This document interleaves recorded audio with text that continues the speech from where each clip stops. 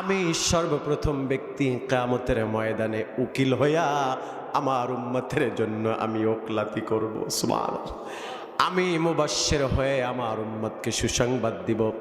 50 আলফ সানা মিম্মা তাউদ্দুন। কিয়ামতের কঠিন বিভীষিকাময় এমন একটি সময়, কিয়ামতের ময়দানে 50,000 বছর মানুষ দাঁড়িয়ে থাকবে, আর 50,000 বছর বসে বসে তারা আমলের হিসাব দিবে। আল্লাহ আকবার।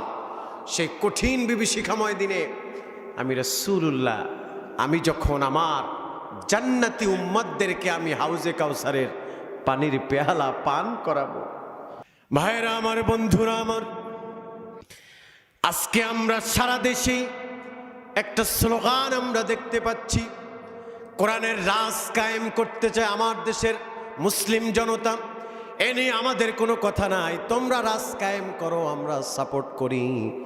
কিন্তু মনে রাখবেন, আপনি যে আন্দোলনই করেন না কেন, আল্লাহর হাবিবের আদর্শকে বাদ দিয়া, আল্লাহর হাবিবের রিসালাতকে বাদ দিয়ে, আল্লাহর হাবিবের সুন্নতের আদর্শকে বাদ দিয়ে আপনি যতই আন্দোলনের কথা বলেন, আপনার দলকে প্রতিষ্ঠিত করার জন্য আপনি যতই বলেন না কেন, যদি আপনার সেই স্লোগানের মাঝে রাসূলুল্লাহর আদর্শ না থাকে, কিয়ামত পর্যন্ত চেষ্টা করতে পারেন, কোনোদিন রাসূলুল্লাহর আদর্শ ছাড়া এদেশে আদর্শ প্রতিষ্ঠিত হতে পারে না।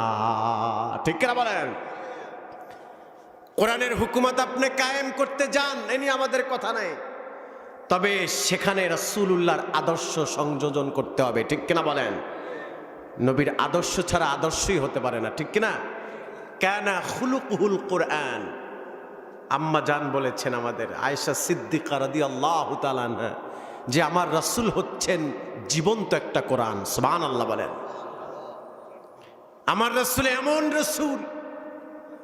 আহারে, আম্মা জানকে প্রশ্ন করছে তার ছাত্রীরা, যে আম্মা জান, ছাত্রীরা বলতেছে উম্মাহাতুল মুমিনিন তাকে, যে আম্মা জান, নবী ইউসুফ বেশি সুন্দর নাকি আমাদের নবীজি বেশি সুন্দর? তিনি নির্দ্বিধায় জবাব দিয়েছেন, অ্যাবসলিউটলি, ডেফিনেটলি আমার রাসূল সুন্দর। সুবহানাল্লাহ। বলেন আম্মা জান, নবী ইউসুফকে দেখে তো দাসীরা হাত কেটেছে, কিন্তু আমার নবীকে দেখে তো কেউ হাত কাটলো না। আম্মা জান মুস্কি হেসে দিয়ে বললেন, আমার রাসূলকে দেখে